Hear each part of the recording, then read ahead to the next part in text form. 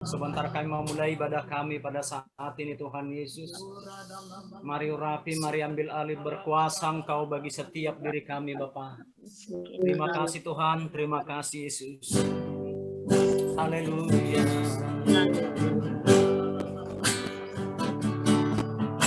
Oleh karena kemurahan Tuhan, sampai hari ini, oleh karena kebaikan Tuhan, janji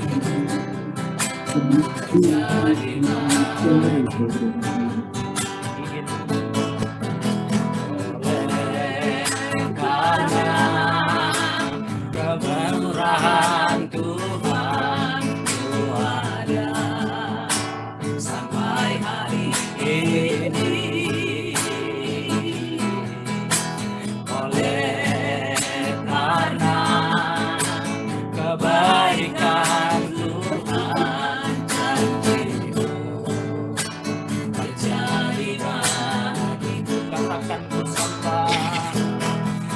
sembah Kau Tuhan, ku mengangkat tanganku, selamanya Kau ajaib bagiku. Ku sembah Kau Tuhan, ku mengangkat wajahku, selamanya Kau hebat bagiku. Katakan ku sembah Kau Tuhan, ku mengangkat tanganku, selamanya Kau ajaib bagiku. Katakan ku sembah Kau Tuhan, ku mengangkat wajahku, selamanya Kau hebat bagiku. Katakan haleluya, haleluya,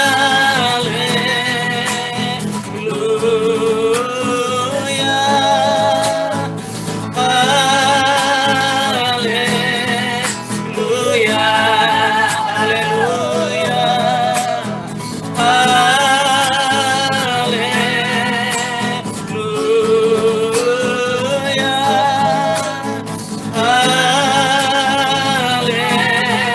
haleluya.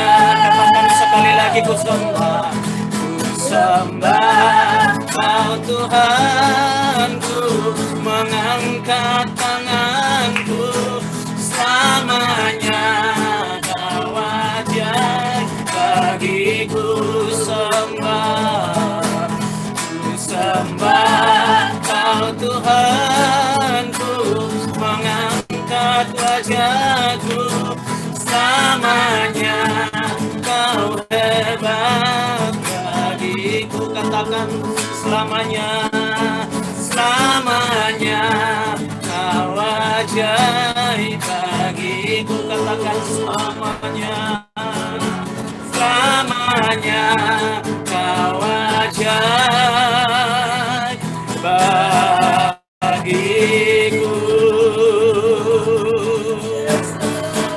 Nama-nama Engkau alasan selamatku hidup. Sekali lagi Yesus pegang tanganku, ku tak dapat hidup di luar kasih Bapa. Jangan tinggalkan aku, Engkau alasan selamatku. Engkau alasan, Engkau alasan selamatku hidup. Saya serahkan kepada Ibu Koni untuk doa pembukaan. Narala palataka takalataka sikinarala palataka nakalataka inarala tanataka la palataka takala malataka sikinarala palataka. Bapak Surgawi, Bapak yang kami sembah dalam nama Tuhan Yesus Kristus, segala puji, syukur, hormat, kemuliaan kami naikkan kepadamu Tuhan. Terima kasih Tuhan, kalau pada saat ini Engkau Tuhan masih memperkenankan kami untuk kembali ibadah secara Zoom. Biarlah kami Tuhan undang hadirat Roh Kudus-Mu di tengah-tengah ibadah kami saat ini. Engkau Tuhan, Roh Kudus ambil alih Tuhan. Berkaryalah, bekerjalah Tuhan dalam ibadah sore hari ini. Segala perangkat yang kami gunakan saat ini, biarlah Tuhan sendiri campur tangan, supaya Tuhan ibadah ini tidak terganggu oleh buruknya sinyal atau koneksi yang terputus-putus Tuhan. Tuhan, melalui ibadah ini juga, biarlah Tuhan kami boleh lebih dekat lagi dengan Engkau. Dan kami boleh mengerti rencana dan kehendak-Mu di dalam kehidupan setiap kami sebagai gereja-Mu. Ajarkanlah kepada kami Tuhan, untuk selalu berpasrah sepenuh Tuhan, dalam pimpinan kuasa Roh Kudus-Mu. Pakailah hamba-Mu Bapak Eka yang akan menyampaikan firman Tuhan. Biarlah firman Tuhan ini akan membangun, menguatkan, dan menumbuhkan setiap kami sebagai gereja-Mu ke arah mau-Mu Tuhan. Terima kasih Tuhan, kami pasrahkan ibadah ini dari awal, pertengahan, sampai akhirnya hanya di dalam tangan kuasa-Mu. Hanya di dalam nama Tuhan Yesus Kristus kami berdoa. Haleluya. Amin.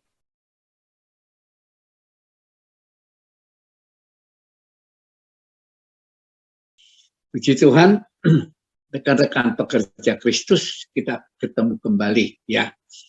Kita ketemu kembali dalam Zoom, meskipun kali ini sepertinya tidak lancar ya, tapi nggak apa-apa. Yang penting hati kita dengan Tuhan tetap kudus, tetap bersih di hadapan Tuhan. Pada kesempatan yang berbahagia ini, ya, saya masih membicarakan tentang, menyampaikan tentang yang dilakukan Yudas. Yudas Iskariot adalah sosok dari salah satu dari 12 pilihan, tapi mengkhianati demi uang. Demi uang.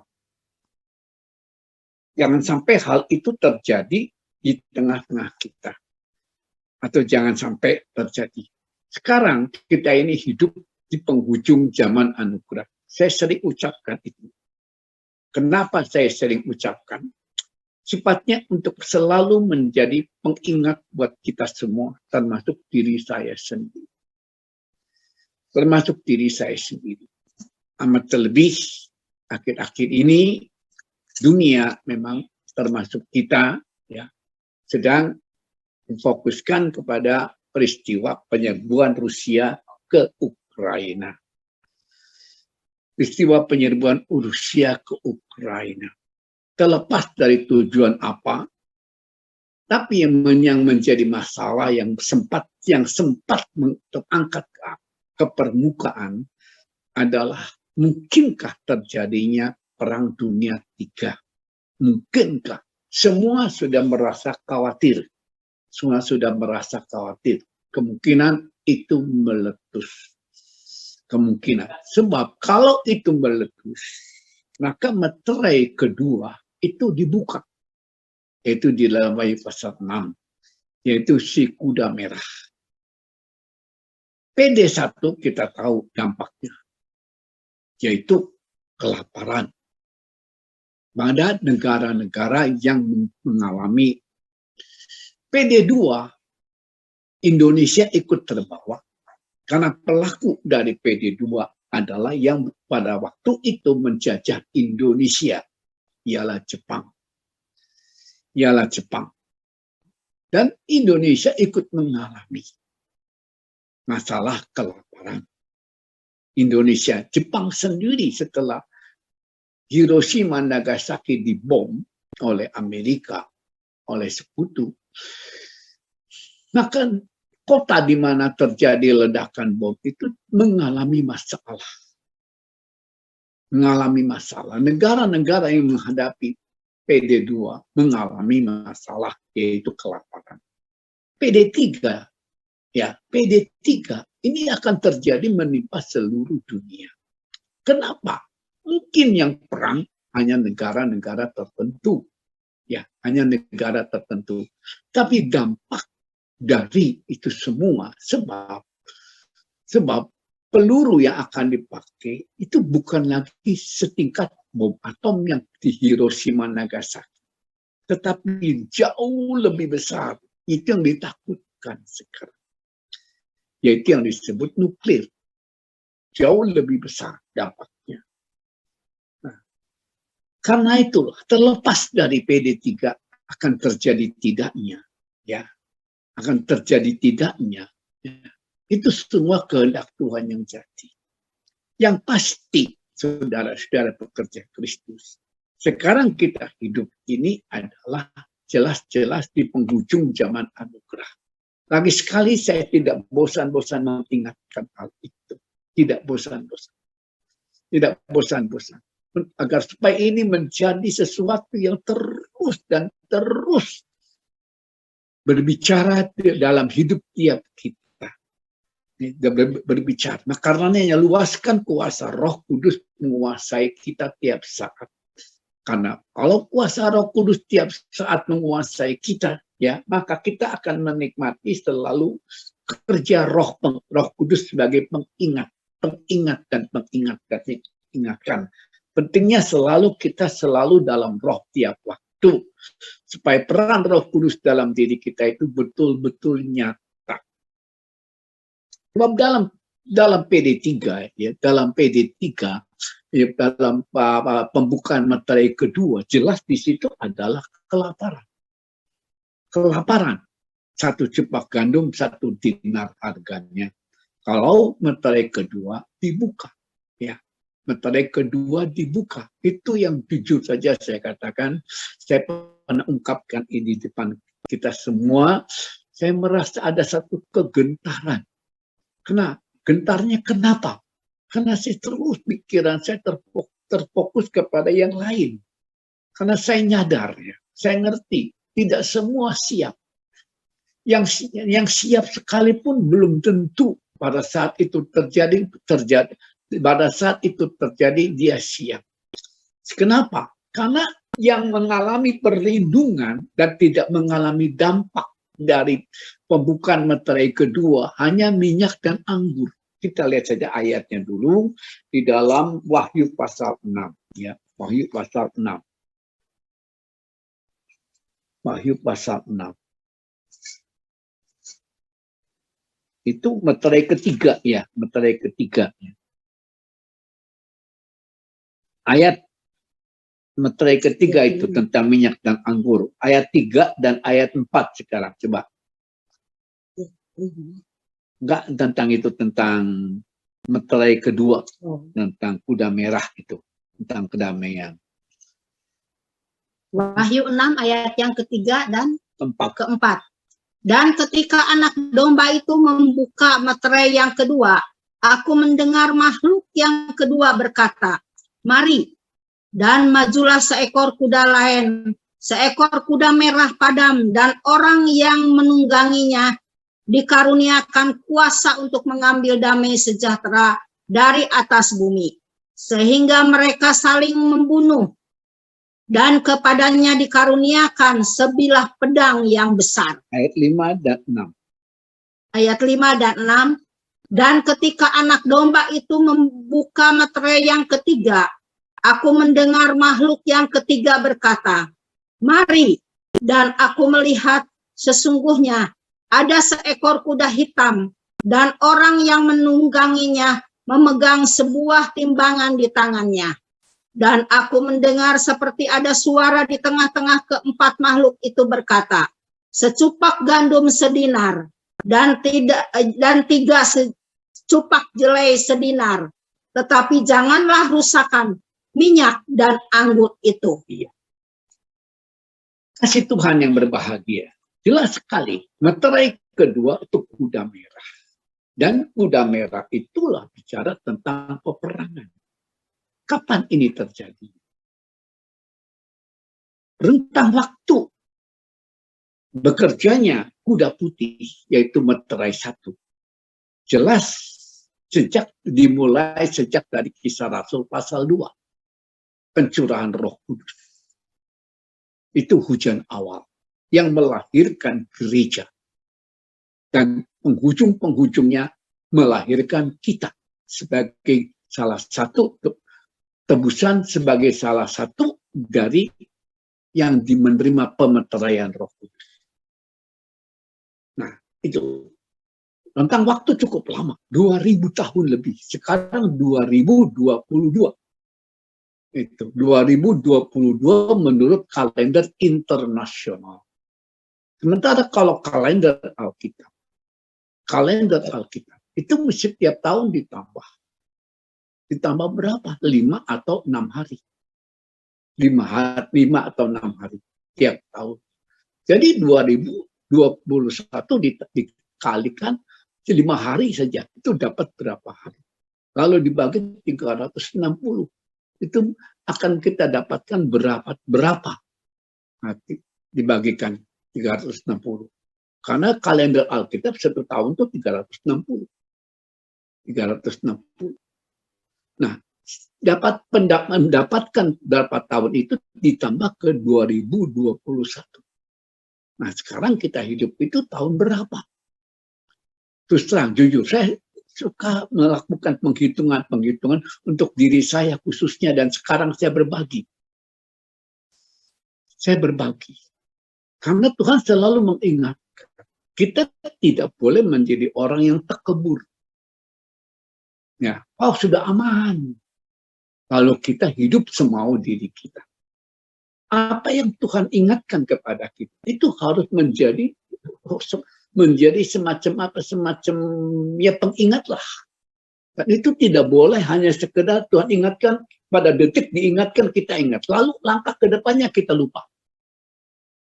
Sehingga kalau langkah berikutnya lupa, kita menjadi seorang yang bisa langkah kita itu tidak lagi di dalam pegangan Tuhan.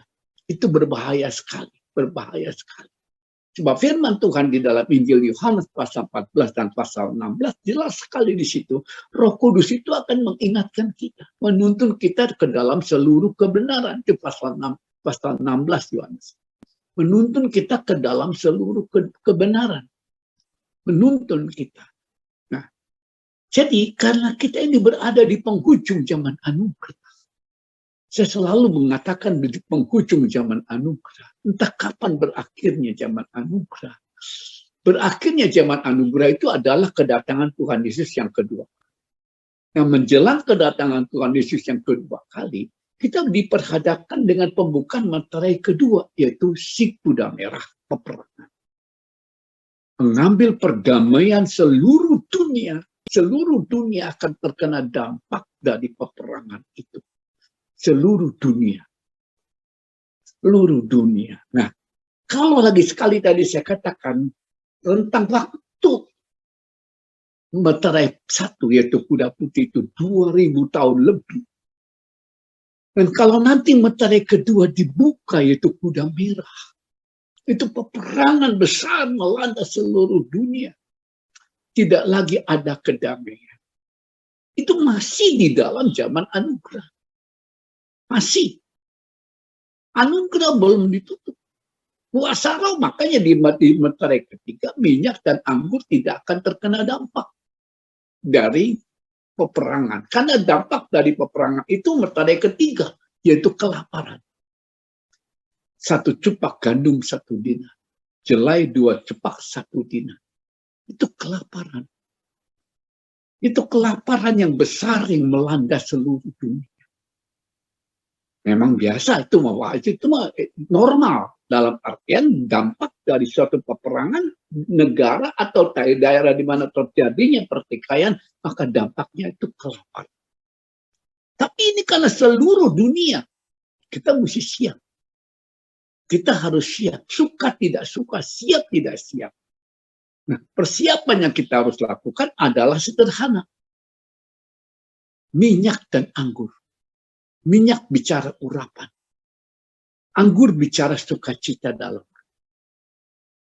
Persiapan yang kita lakukan hanyalah tetap dalam roh. Tidak perlu kita ngumpulin duit, tidak perlu kita ngumpulin beras, bergudang-gudang, nggak perlu. Nggak perlu karena semuanya tidak akan berfungsi. Semuanya nggak akan berfungsi. Yang pasti ya, minyak dan anggur tidak akan terkena dampak. Minyak dan anggur tidak akan terkena dampak. Kenapa? Pemeliharaan Tuhan itu. Nah, sekarang tentang waktunya. Kalau antara materai 2 ke materai 3, itu berapa lama? Apakah akan seperti materai 1, yaitu 2000 tahun lebih? Dari pencurahan roh di Kisah pasal 2 sampai sekarang 2000 tahun lebih. Apakah seperti itu? Tidak akan. Tidak akan. Dampak dari suatu peperangan itu cepat. Apalagi peperangan yang akan terjadi nanti dari kuda merah itu materai kedua. Senjata yang dipakai bukan lagi senjata pada PD1, PD2, enggak. Senjata yang akan dipergunakan nanti di PD3 itu adalah nuklir. Nuklir itu waduh luar biasa. Itu penghancur yang luar biasa. Dengan resiko, dengan efek yang luar biasa. Yang luar biasa. Dan kekurangan makanan, kekurangan apapun akan terjadi di mana-mana. Dan lagi sekali rentang waktu pembukaan materai ketiga dari materai kedua, itu jangan kita berpikir, karena saya sendiri sempat menggumuli. Saya pribadi sempat menggumuli itu kan. Pembukaan materai 1, rentang waktunya berlakunya panjang. Itulah yang disebut zaman anugerah. Zaman gereja, zaman Roh Kudus. Nanti kalau materai kedua dibuka, untuk pembukaan materai ketiga rentang waktunya apakah seperti itu Tuhan? Tuhan sudah jawab tidak akan. Dampak dari satu pergelaran peperangan itu tidak akan manjang. Dampaknya langsung terjadi. Kesulitan ini, kesulitan itu. Di antaranya kesulitan pangan. Itu terjadi. Itu sudah otomatis, itu resiko. Jadi kita jangan punya pikiran, materai 1 aja 2000 tahun lebih. Materai 2, 2000 kemungkinan segitu, nggak akan. Nggak akan masa perang sampai 2000 tahun panjangnya. Nggak mungkin. Nggak mungkin. Yang pasti dampak dari peperangan itu materai ketiga, yaitu kelaparan. Kelaparan melanda seluruh dunia, yaitu materai ketiga dibuka yang tampil ke depan kuda hitam. Ini kita mesti bersiap. Dan dampak berikutnya pembukaan materai keempat. Coba baca. Silakan materai keempat, coba. Siapa yang mau baca? Ayat 7 dan ayat 7 dan ayat 8. Ayat 7 dan ayat 8. Ya, silakan siapa mau isinya.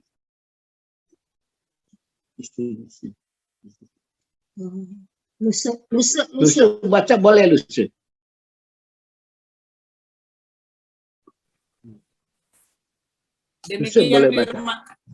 Demikian firman Tuhan. Dan ketika anak domba itu membuka materai yang keempat, Aku mendengar suara makhluk yang keempat berkata, "Mari." Dan aku melihat sesungguhnya ada seekor kuda hijau, kuning, dan orang yang menungganginya bernama Maut. Dan kerajaan Maut mengikutinya. Dan kepada mereka diberikan kuasa atas seperempat dari bumi untuk membunuh dengan pedang, dan dengan kelaparan dan sampar, dan dengan binatang-binatang buas yang di bumi. Ya, makasih. Kita lihat pembukaan materai keempat. Yang tampil adalah kuda hijau kuning. Dalam terjemahan lamanya, Alkitab terjemahan lama disebut kuda kelabu. Kuda kelabu. Terjemahan baru yang kita pegang adalah disebut kuda hijau kuning. Terlepas dari warna. Yang penting itu adalah tugas dari si kuda hijau kuning. Tugas dari si hijau kuning. Karena penunggangnya itu disebut Maut. Dan kerajaan Maut mengikuti. Maut kerajaan.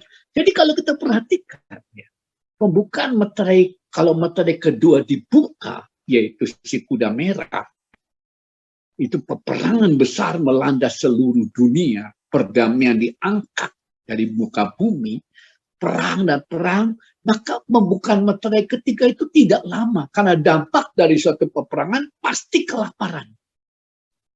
Dampak dari suatu peperangan pasti kelaparan. Kelaparan melanda seluruh dunia. Itu dampak. Tidak hanya kelaparan, tetapi kemudian materai keempat disebut ini adalah maut. Kematian. Maut dan kerajaan maut mengikuti. Jadi pembukaan materai 2 ke 3, 3 ke 4 itu pendek sekali. Karena itu merupakan dampak dari peperangan. Dampak dari satu peperangan. Dan ini peperangannya bukan peperangan yang sifatnya lokal, tetapi seluruh dunia. Seluruh dunia. Karena itulah kekasih Tuhan. Yang penting kita waspadai sekarang diri kita sendiri. Ada satu pesan Tuhan kemarin dalam bentuk penglihatan. Khusus untuk kita GSI. Khusus untuk kita GSI. Dalam penglihatan itu dari hamba Tuhan Yaya, istri dari hamba Tuhan Hari. Istri dari hamba Tuhan Hari. Ada di situ Yaya? Yaya ikut dengar? Ya? Ada Yaya, hamba Tuhan Yaya Rokaya. Om. Ada Om. Ya, penglihatan kemarin waktu Yaya di tempat Om tentang kita semua hamba-hamba Tuhan itu gimana? Yang seperti bergandengan, tetapi ada yang tidak bergandengan. Masih ingat nggak? Samar Om. Ya? Lihat aja di situ. Ada sih. Tapi HP Om lagi dipakai untuk ini. Jadi tulis. Enggak, kemarin diketik di situ. Iya, ya. Bukan dari ayah, bukan dari saya. Oh, gimana? Coba kamu ingat, biar nanti saya ingat. Jadi Amanata sedang berkerumun membentuk. Ya, gini Om. Penglihatan untuk GSI. Hamba-hamba Tuhan lagi membentuk mengelilingi sebuah kolam. Ya. Mengelilingi sebuah kolam dan masing-masing bergandengan tangan satu dengan yang lain. Ya. Tapi ada beberapa di antara hamba Tuhan yang tidak bergandengan tangan, hanya menyentuhkan tangannya satu dengan yang lain. Oh, begitu. Itu yang saya maksudkan. Ya, itu yang saya maksudkan. Terima kasih, Hari. Sama-sama. Jadi tidak ada di antara kita hamba Tuhan, tidak menyatu. Hanya menyentuhkan. Menyentuh. Mungkin begini nih. Atau mungkin begini, nggak tahu. Hanya menyentuh. Kelihatannya satu. Tapi tidak menyatu. Jadi ada di antara kita yang ada sesuatu yang beda. Ketika saya mendengar pesan Tuhan itu 2-3 hari yang lalu pas hamba Tuhan Hari datang ke tempat saya di Bandung. Beberapa hari yang lalu. Nah, Dari pesan Tuhan, ketika saya mendengar pesan Tuhan itu saya kaget. Tuhan, jangan biarkan keadaan itu terus berkepanjangan di antara kami. Jangan kau biarkan Tuhan. Pada kesempatan ini, ya, karena sekarang kita ini sedang terus melangkah, dan melangkah. Langkah yang kita ambil ini adalah langkah di penghujung zaman anugerah. Saya tidak mau ada di antara kita yang akan tersingkir, yang akan tersisih. Saya tidak mau. Saya sangat rindu tiap kita semua betul-betul menyatu satu dalam roh. Kita betul-betul bersatu. Bergandengan tangan itu betul-betul bergandengan tangan. Tidak pura-pura. Karena ada sesuatu yang lain. Pikiran, prinsip, pandangan yang beda dari yang Tuhan sudah tanamkan, yang Tuhan sudah tetapkan untuk kita pegang. Karena prinsip kita dan lahirnya Gereja Suara Injili Indonesia itu jelas-jelas itu ada pada kata-kata suara Injili. Injil, asal dari kata Injil. Injil itu adalah kuasa Allah. Injil adalah kuasa Allah. Jadi suara, kita menyuarakan suara kuasa Allah. Kuasa Allah adalah Roh Kudus. Ya, Roh Kudus itu adalah Kristus. Nah, itu yang Tuhan tanamkan dalam diri saya dan istri saya. Ketika organisasi ini harus ada. Secara manusia untuk apa merek ini ada? Untuk apa? Toh sudah ada merek lain yang jauh lebih besar. Tetapi Tuhan taruh. Intinya hanya satu. Menyuarakan Injil. Menyuarakan suara Kristus. Karena ini menjadi tolok ukur. Perhatikan aja. Surat Tuhan kepada ketujuh gereja di Wahyu pasal 2 dan pasal 3. Perhatikan di situ selalu tiap surat itu di penghujungnya, di ujungnya itu, di akhirnya itu, ya,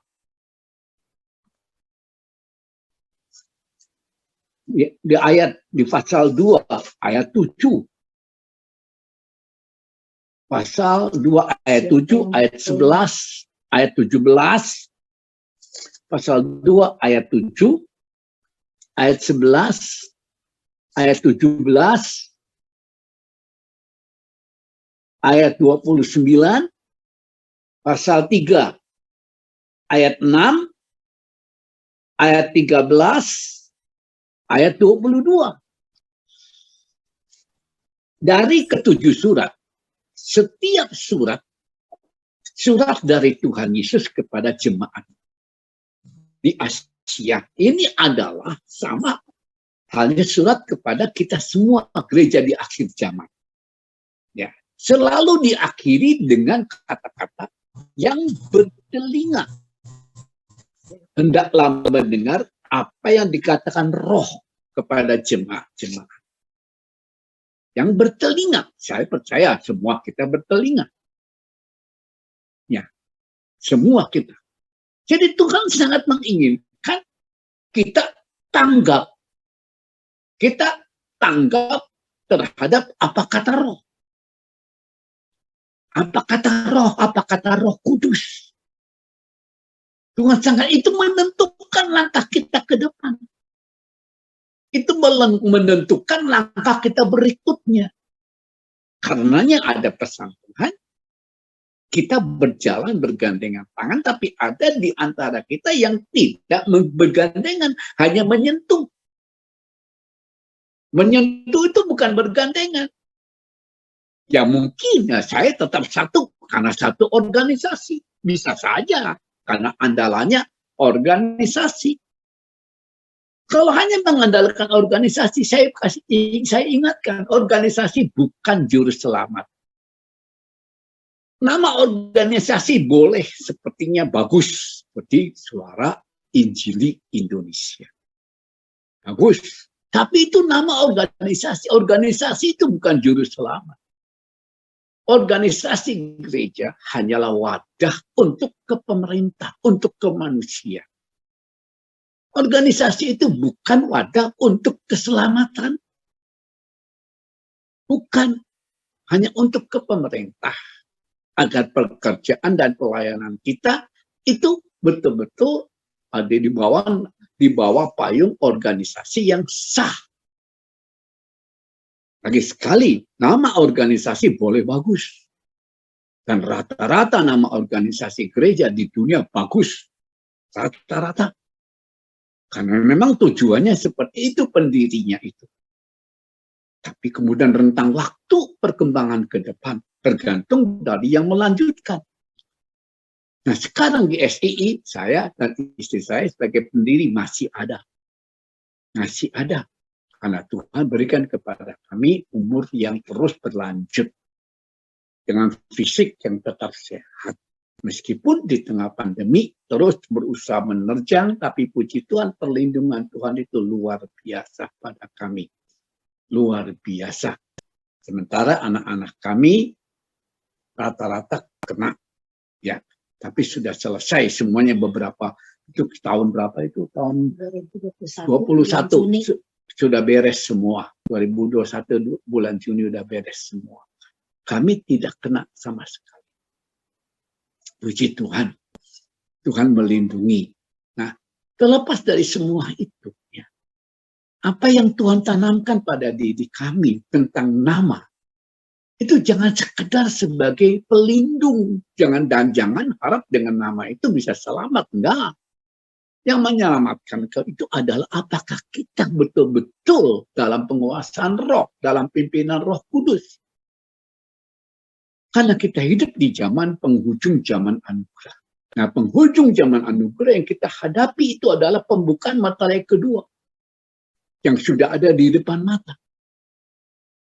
Pembukaan materai kedua yaitu kuda merah peperangan. Nah, sekarang dunia ini sedang diperhadapkan dengan sesuatu yang terus jujur saja. Dampak dari perang Rusia menyebut Ukraina, ke Indonesia juga ada dampaknya, yaitu harga-harga menurut yang kita dengar. Dari menteri-menteri, harga minyak lah, harga anu lah, harga bahan bakar lah, naik dan lain sebagainya. Itu kemungkinan bisa saja. Kita tidak tahu karena kita bukan ekonomi dunia. Kita adalah ekonomi surga, ekonomi rohani. Ya. Tapi yang penting sekarang terlepas dari semua yang sekarang terjadi. Ya. Jangan kita mengambil sikap. Atau jangan ada di antara kita yang hanya berlindung dari sisi dari payung organisasi saja. Itu salah. Itu keliru. Organisasi bukan juru selamat. Nama boleh bagus, saya ulangi. Tetapi itu bukan jaminan untuk masuk surga.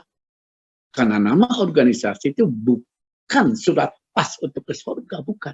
Surat pas untuk masuk surga, untuk selamat adalah dengar apa kata Roh. Nah, hidup kita apakah dalam kendali Roh? Kendali dalam penguasaan Roh Kudus. Itu penting. Itu penting ya. Makanya firman Tuhan mengatakan hidupku adalah bukan aku lagi, tapi Kristus itu Galati. Kristus di dalam aku. Itu penting, saudara-saudara. Itu penting. Karena kita berada di penghujung. Karena kita menghadapi pembukaan materai kedua. Perangan besar. Jangan kita anggap itu peperangan pengajaran. Itu penafsiran yang keliru. Peperangan firman sudah berjalan, sudah lama. Belakangan mulai reda setelahnya ada COVID ini. Mulai reda. Ya. Jangan kita beranggapan kuda merah itu perang pengajaran. Perang firman. Wah, itu penafsiran yang dangkal. Jelas itu perang fisik itu. Perang di dunia ini. Perang di dunia ini. Perang di dunia ini, perang fisik. Dan berdampak pada pembukaan materai ketiga, yaitu kelaparan. Dan berdampak pada pembukaan materai keempat, yaitu kematian. 1/4 penduduk bumi akan mati. Yaitu dampak dari materai 2, materai 3. Itu. Materai 4 itu senjata pembunuh untuk membuat seperempat penduduk bumi wafat, ya, adalah pedang. Pedang jelas ini adalah materai kedua. Kelaparan jelas ini adalah materai ketiga. Ya. Sampar ini penyakit ini jelas dampak dari materai kedua peperangan. Dampak dari materai ketiga kelaparan. Nah, ini jelas. Ini sampar itu bicara tentang penyakit. Sampar itu penyakit. Dan kemudian binatang-binatang buas dan binatang juga akan terkena dampak. Binatang buas akan terkena dampak. Sebab hutan mereka ikut terkena dampak peperangan. Ikut terkena dampak, yaitu masalah makanan. Yang dikatakan di sini tentang maut, yang materai yang keempat, materai yang ketiga, ini bicara tentang kelaparan. Bicara tentang kelaparan, dampak dari peperangan.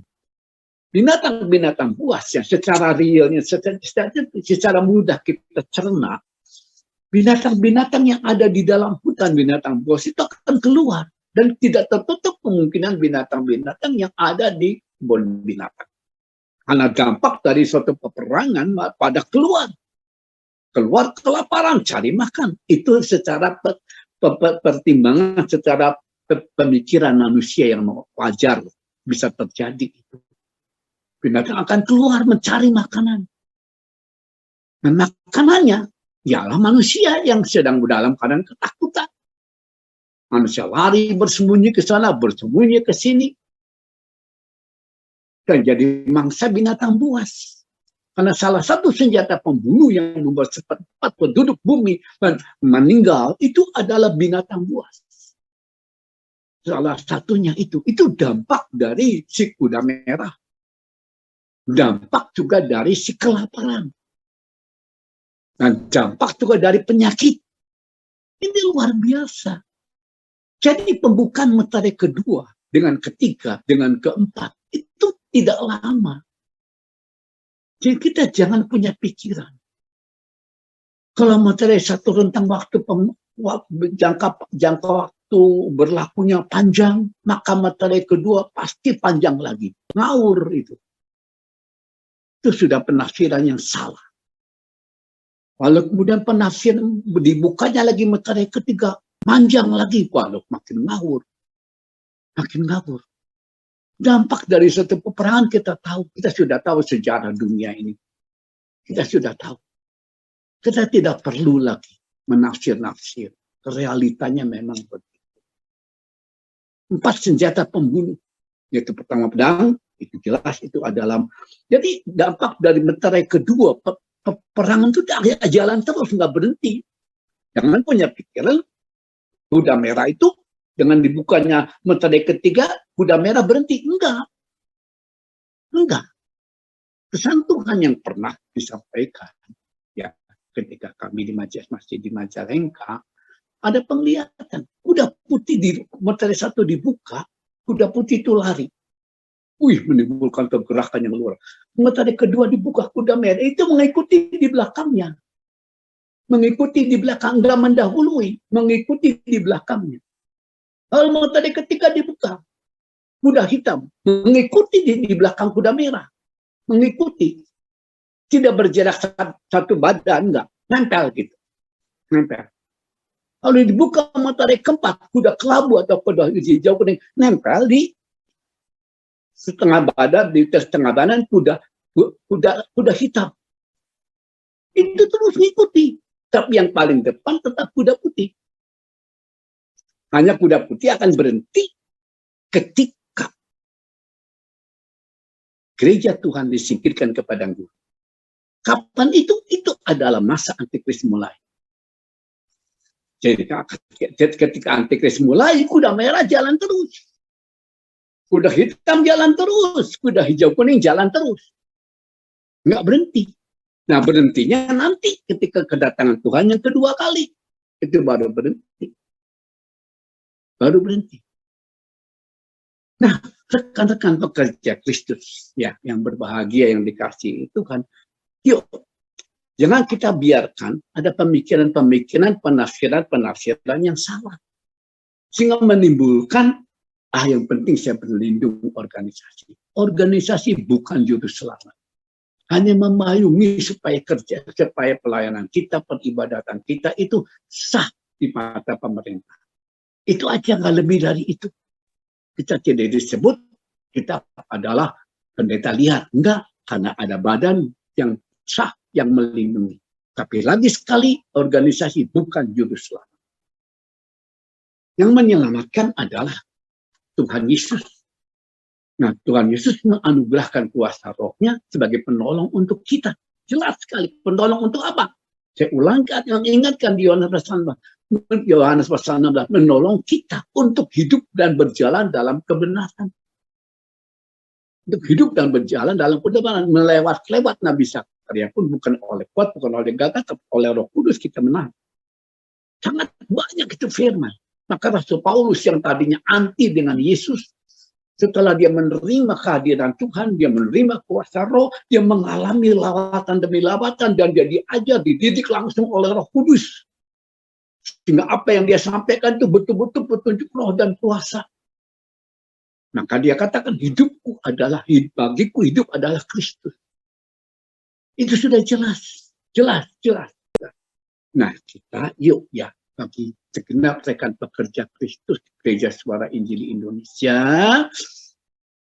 jangan ada lagi yang hanya nyentuh. Kita bergandengan tangan, kita satu dalam Kristus, satu dalam roh, satu dalam pengajaran. Nah, jelas dalam surat 2 Yohanes, pengajaran Kristus itulah yang menyelamatkan. Bukan pengajaran yang lain. Pengajaran kalau Kristus adalah Roh Kudus, adalah urapan. Kita menghadapi ke depan ini, kapan meterai kedua dibuka. Jangan tunggu meterai kedua dibuka, lalu kita masuk lagi, nyatu lagi. Aduh, mungkin terlambat dalam artian kita tergesa-gesa. Dari sekarang, solidkan diri dengan Roh Kudus. Solidkan diri kita sama-sama dalam kuasa roh. Ya, satukan, eratkan, makin pererat. Jangan sekedar nempel. Jatuhkan. Karena keselamatan itu adalah anugerah dari Allah, dari Tuhan Yesus untuk tiap kita. Dan semua tergantung dari diri kita masing-masing. Tuhan sudah anugerahkan kepada kita firman-Nya, pengajarannya, dan kuasa rohnya. Supaya perjalanan hidup yang kita jalani, yang kita tempuh adalah perjalanan yang menyenangkan Tuhan dan perjalanan yang memuliakan Tuhan. Jangan ada pikiran dan niat perjalanan hidup yang kita jalani sebagai hamba Tuhan untuk mendapatkan kesenangan bagi daging kita. Itu salah. Itu keliru. Nah, karena yang kita kerjakan bukan pekerjaan dunia, tapi pekerjaan Tuhan. Yang kita kerjakan hanya satu, untuk kemuliaan Tuhan. Bukan untuk kemuliaan diri kita sendiri. Tuhan menjaga, Tuhan melindungi kita. Jangan karena masalah uang. Itu Yudas, kasihan sekali. Bodoh, dia dibohongi oleh pikiran. Dibohongi oleh perasaan. Tuhan Yesus ditangkap. Itu posisinya sudah terpojok. Saya sebagai bendahara murid, biasa pegang uang. Nanti tidak lagi pegang uang, nanti saya bagaimana? Akhirnya dia pikir jalan pintas, mungkin. Karena kenyataannya memang begitu. Kenyataannya memang dia tidak lagi mengingat seperti apa dia sempat dipakai Tuhan bersama rekan-rekannya. Diutus dua-dua oleh Tuhan Yesus. Dan lewat kehadiran dua-dua murid ini terjadi mujizat, terjadi pelayanan. Salah satunya Yudas melalui Yudas Iskariot.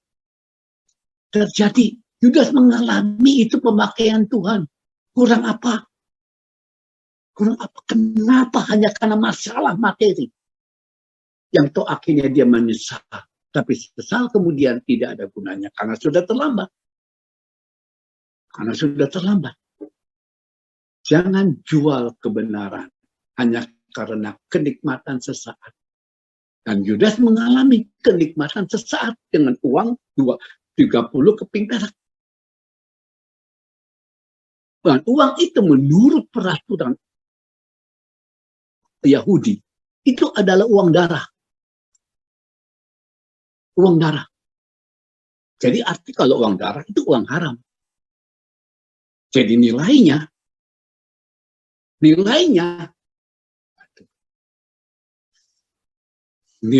jelas sekali uang haram. Yudas tidak sempat menikmati yang 30 keping perak. Nggak sempat. Sesal kemudian tidak ada gunanya. Itu yang Yudas alami. Karena kepuasan dan kenikmatan hanya kita bisa dapat dalam Tuhan, dalam roh, dalam firman. Itu aja. Bukan dalam kekayaan dunia. Ingat ya rekan-rekan pekerja Kristus. Tuhan Yesus menebus kita dengan darahnya. Ya, karena dia mengasihi kita. Dia tidak ingin satupun manusia binasa. Karenanya itu sebabnya kita adalah di antara yang menerima anugerah. Dan melalui diri kita, anugerah itu tersalurkan kembali, terbagikan kepada jiwa-jiwa. Dan tiap kita mengalami pemakaian Tuhan. Tiap kita mengalami seperti apa melalui tiap diri kita, jiwa-jiwa menikmati lawatan Tuhan. Dan itu sesuatu yang luar biasa anugerah. Karena itu yuk, ya, kita yang sudah mulai dengan roh, teruskan dalam roh. Jangan diakhiri dengan daging. Jangan. Itu perbuatan bodoh. Perbuatan bodoh seperti yang Yudas lakukan. Yudas menyesal, tetapi terlambat. Terlambat. Akhirnya dia bunuh diri. Bunuh diri. Kita tahu itu semua. Karenanya pada kesempatan yang berbahagia ini, akhir dari zaman anugerah sudah di depan mata. Bukannya ketika pembukaan materi kedua itu adalah akhir zaman anugerah. Belum. Karena masih jalan. Sebagaimana yang tadi saya jelaskan pesan Tuhan. Ketika materi kedua dibuka, kuda merah keluar, maka kuda merah itu nempel di kuda putih. Bukan nempel, dia artinya di belakang kuda putih. Di belakang kuda putih.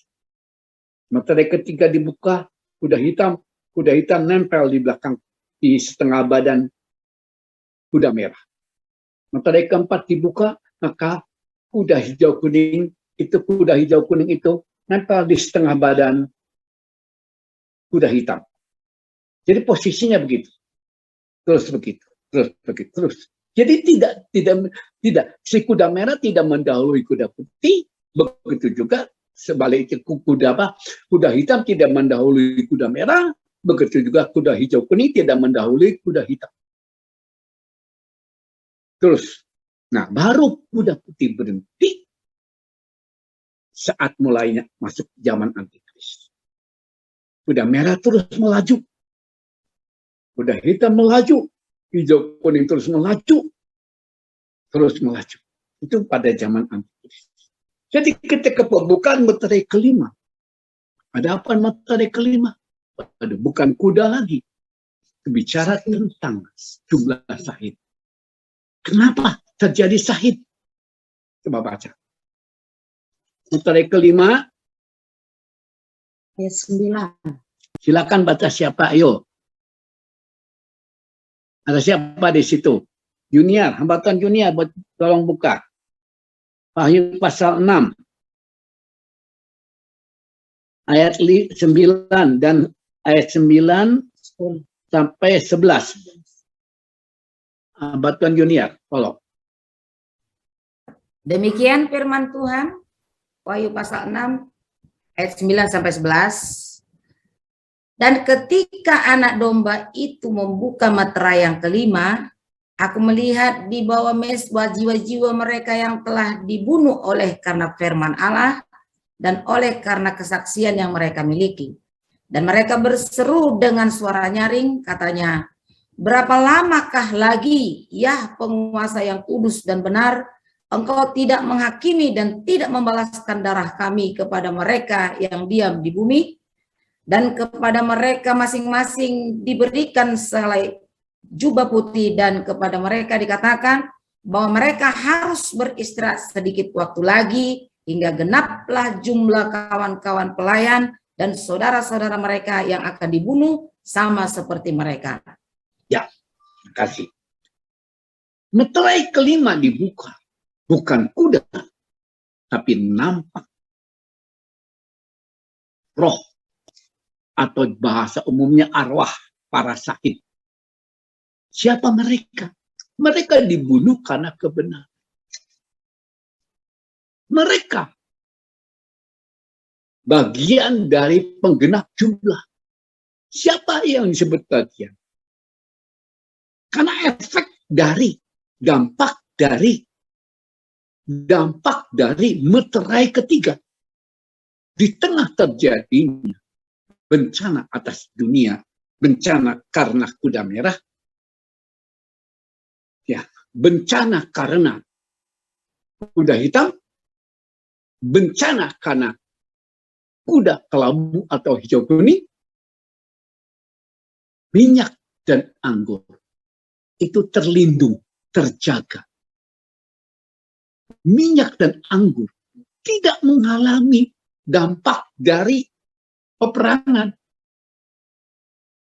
Meskipun sebenarnya harus ikut mengalami resiko dampak peperangan, karena itu berlaku untuk seluruh dunia. Tetapi pemeliharaan Tuhan. Pemeliharaan Tuhan. Dahsyat Tuhan. Saya teringat kesaksian dari guru saya di Tawamang, Eli Farak Nimela, pendeta Eli Farak Nimela. Atau mungkin beliau sudah nggak ada, sudah meninggal. Itu tahun 69. Ketika Jepang masuk ke Indonesia, Belanda tersingkir. Kalau Belanda masih mending, gereja masih jalan. Ya, karena Kristen. Waktu Jepang masuk, semua peribadatan agama, di antaranya Kristen, tutup. Gereja-gereja nggak boleh. Di antaranya ya pendeta Eli Farak Nimela. Beliau punya ada jemaat. Nah, sejak Jepang masuk, jemaat tidak boleh lagi ibadah. Kita tahu, kalau jemaat nggak boleh ibadah, gembala, tidak ada pelayanan. Pelayanan keluar nggak boleh. Pelayanan himpunan nggak boleh. Kecuali mereka beralih kepada agamanya Jepang pada waktu itu. Beralih ke situ, harus diizinkan. Luar biasa. Tapi yang dialami oleh pendeta ini yang terus merema dalam diri saya. Terus, saya nggak lupa itu. Itu kesaksian tahun 69. Tapi terus merema. Dia mengalami pemeliharaan Tuhan cara apa? Beliau tinggal. Tempatnya itu, pastorinya itu berdempetan dengan gedung, dengan ruang kebaktian. Ya umumnya lah begitu. Dan itu berada persis di pinggir kali di kota Surabaya. Di pinggir kali.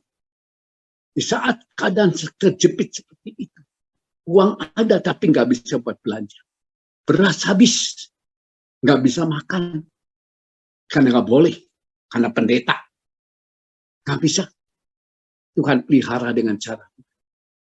Di debat jendela yang ada di belakang, persis di tebing kali itu. Di tebing, ada yang ketok dari luar. Ketika dibuka, dia kaget. Ini siapa? Itu kan bukannya jalan raya. Tebing. Ke bawah itu adalah kali. Tebing. Cukup tinggi itu benteng dari tembok.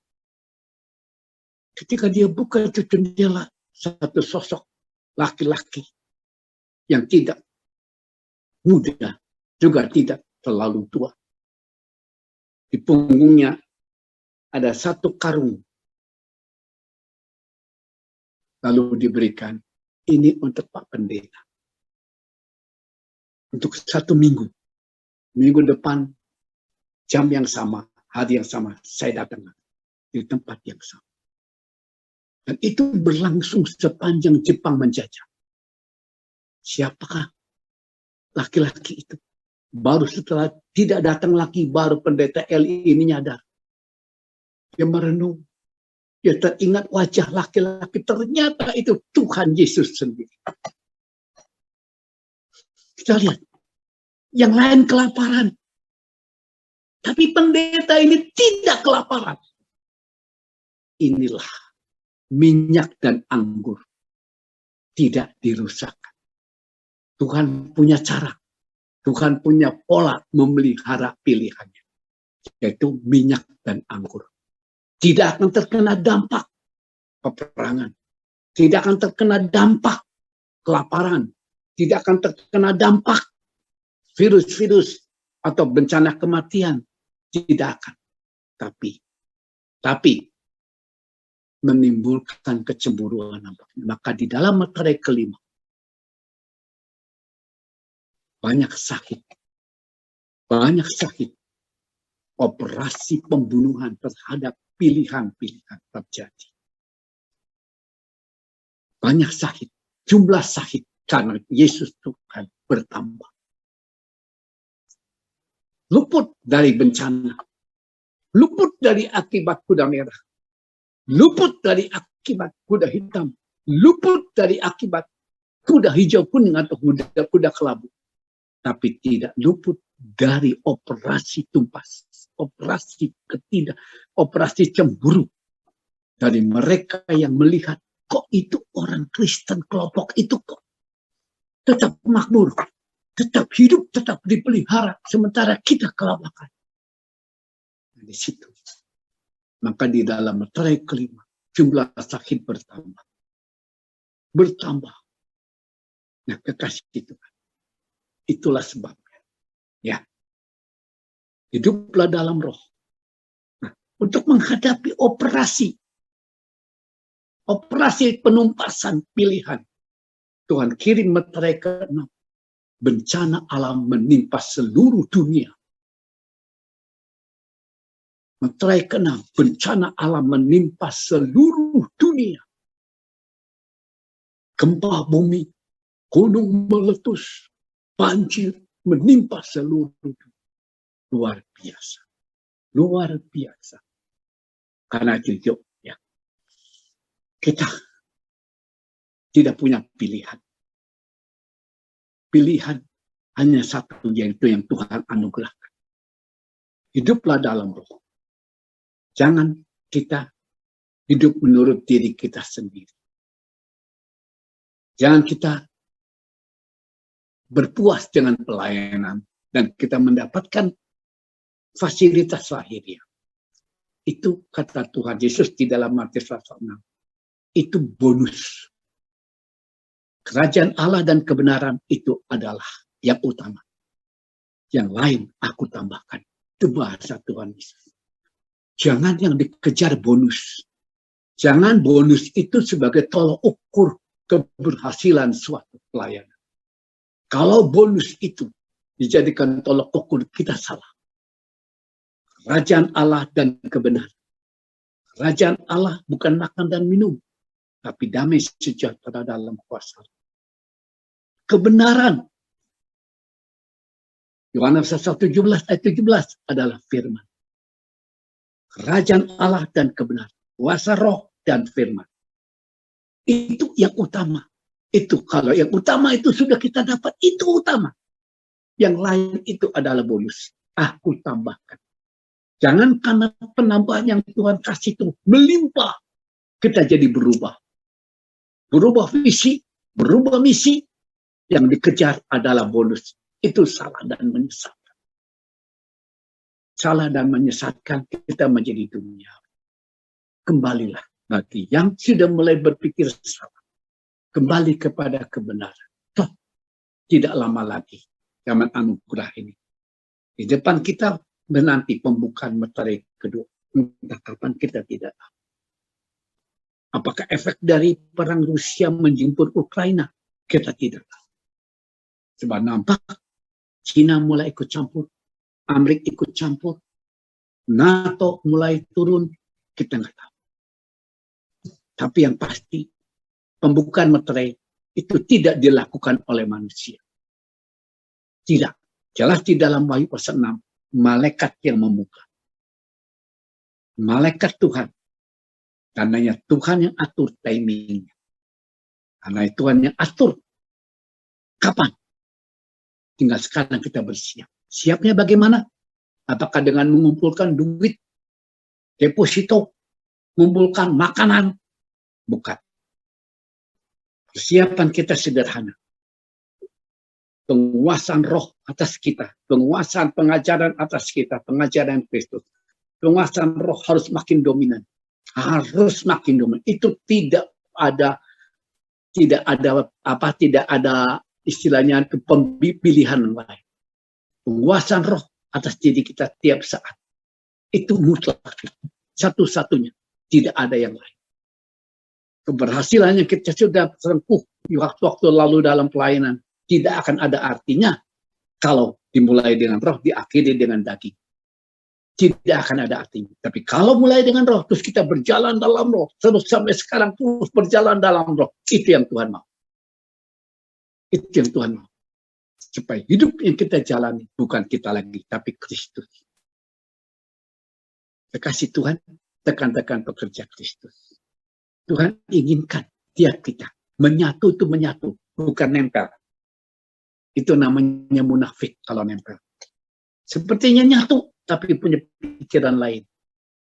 Punya paham lain, punya pendapat lain, punya visi lain. Jadi bukan kita, jadi tandanya ada di antara kita yang tidak lagi satu visi.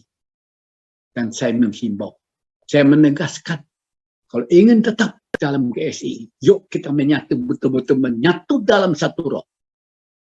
Menyatu dalam satu pengajaran. Karena kita tidak punya pilihan. Tidak punya pilihan. Tidak punya. Kecuali kalau engkau tetap ingin membuat dirimu tersesat. Tanggung jawab sendiri.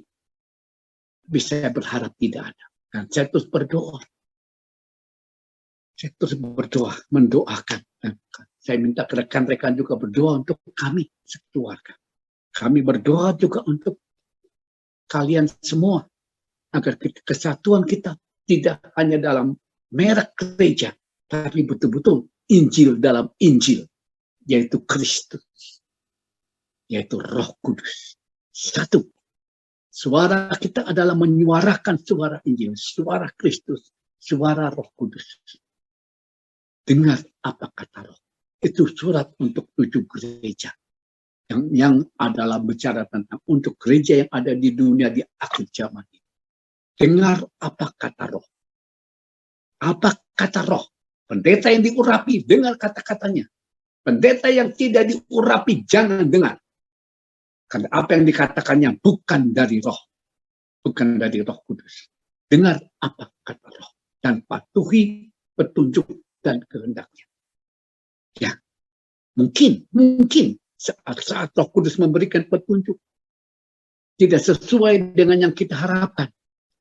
Timbul satu perlawanan. Jangan ada perlawanan. Jangan. Kalau Roh Kudus atau Tuhan menyatakan sesuatu tidak seperti yang kita harapkan, kita pasti dikasih kemampuan untuk menjalani. Karena bukan oleh kuat, bukan oleh gagah kita menang, tapi oleh Roh Tuhan. Amin. Itu yang pasti. Mari kita hidup dalam berkemenangan kalau kita selalu bersama dengan kuasa Roh. Dan dalam penguasaan Roh, tandanya kita ada bersama Yesus Tuhan. Tuhan memberkati kita semua. Kita berdoa. Berlama-lama ya sekarang. Kita nyanyikan satu nyanyian. Adapun hidupku bukan aku lagi. Adapun hidupku ini bukannya aku lagi, melainkan Kristus yang hidup di dalam aku. Adapun hidupku ini bukannya aku lagi, melainkan Kristus yang hidup di dalam aku. Tetapi hidup yang sekarang aku hidup di dalam tubuh ini. Aku hidup di dalam iman kepada Anak Allah yang mengasihi aku dan yang menyerahkan dirinya karena aku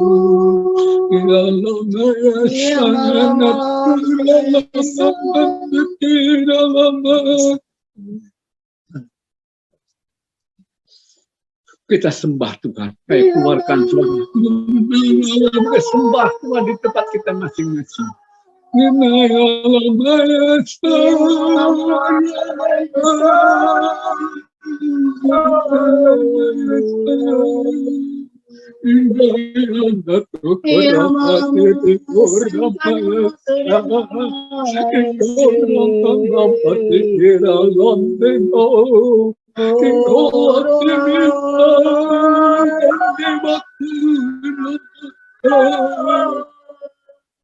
Nanti kau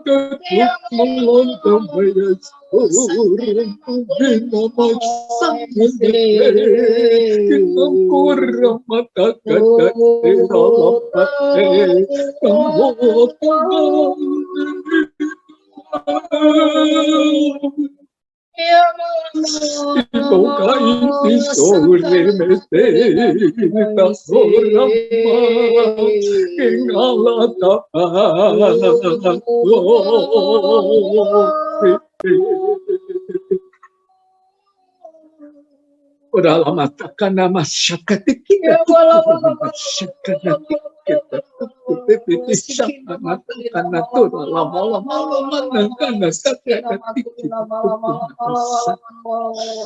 untuk tiap dirimu hambaku.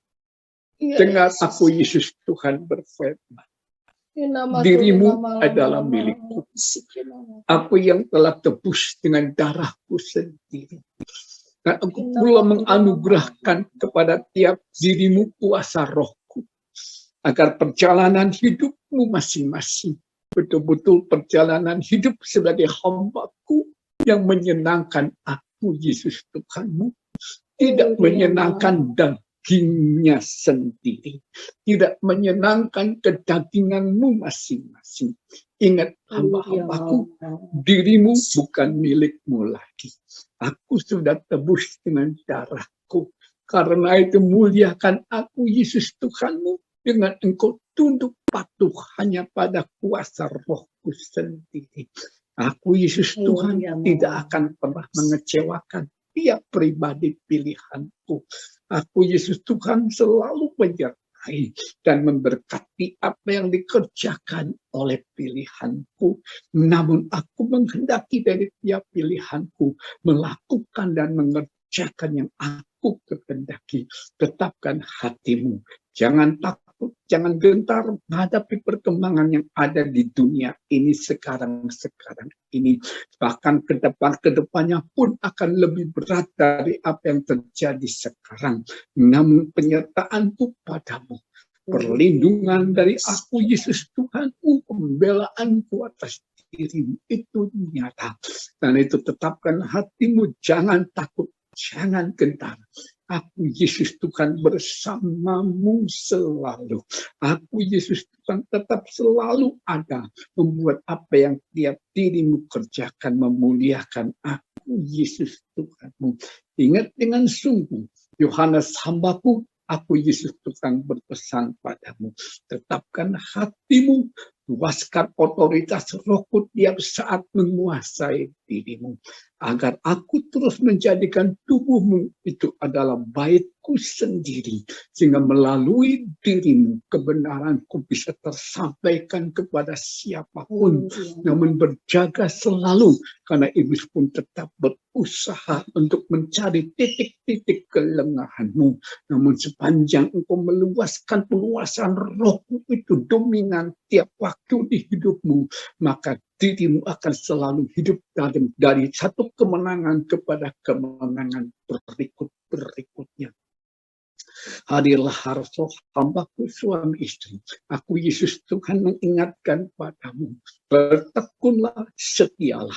Kalau engkau tetap teguh berpegang pada kebenaranku, berpegang teguh pada pengajaranku, serta setia menyampaikan apa yang aku percayakan padamu untuk disampaikan. Aku akan terus menambahkan padamu pemakaianku, aku akan terus menambahkan firman-firmanku padamu. Bahkan penyingkapan itu pun juga akan aku anugerahkan pada dirimu. Namun tetap jaga kerendahan hatimu, hambaku, biar hatimu tetap kudus, pikiran dan perasaanmu pun juga terkuasai oleh kekudusanku, sehingga langkah demi langkah yang engkau ayuni adalah bukan langkah dirimu lagi, tapi langkah dari aku Yesus Tuhanmu. Aku menolongmu, putra-putramu ada dalam prosesku. Serahkan semua dalam tanganku, biar aku yang membentuk mereka sesuai dengan proses, sesuai dengan rencana agungku pada dirinya masing-masing. Aku Yesus Tuhan bersamamu selalu dimanapun dirimu berdua berada. Aku ingatkan kepada tiap dirimu, hambaku, waktunya sudah semakin pendek. Luaskan penguasaan Rohmu selalu menguasai dirimu tiap saat, agar dengan demikian bukan kehendak dirimu yang engkau lakukan, tetapi kehendak aku Yesus Tuhanmu yang engkau lakukan, dan pengudusanku dan penguasaanku atas dirimu makin dominan. Sehingga hidup yang tiap dirimu jalani bukan lagi hidup daging dengan penguasaan kedagingan, tetapi betul-betul Rohku, aku Yesus Tuhan sepenuh dalam kuasa Rohku menguasai dirimu. Aku memberkati tiap dirimu dan besertamu selalu. Demikian firmanku bagi dirimu. Berlama-lama tekan dan syik kata tu berlama-lama tekan dan syik dan tu berlama-lama. Adapun hidupku ini bukannya aku lagi, melainkan Kristus yang hidup di dalam aku. Adapun hidupku ini bukannya aku lagi, melainkan Kristus yang hidup di dalam aku. Tetapi hidup yang sekarang aku hidup di dalam tubuh ini, aku hidup di dalam iman kepada Anak Allah yang mengasihi aku dan menyerahkan dirinya karena aku. Ibu Yuniar untuk pimpin dalam doa syafaat. Ya Allah, ya Allah, masikin nama ya Allah, masikin Nama turina malam-malam. ya Allah, ya Allah, masikin nama ya Allah, masakatakan nama ya Allah, masikin ya Allah,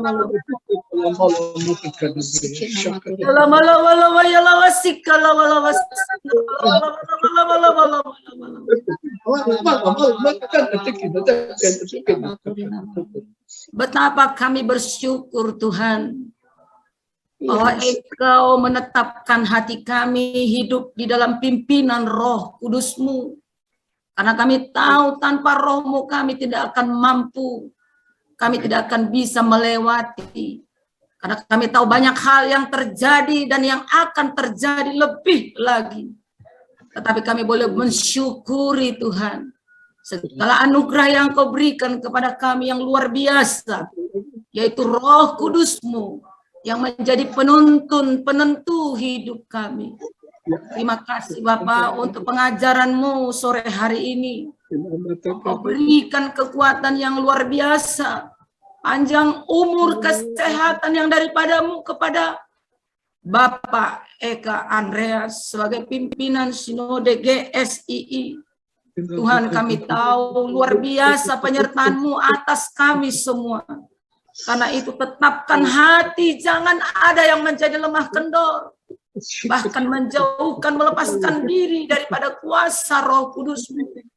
Kesehatian di dalam kami Tuhan, membawa kami menjadi kuat dan menjadi tetap mengemban tugas-Mu yang luar biasa.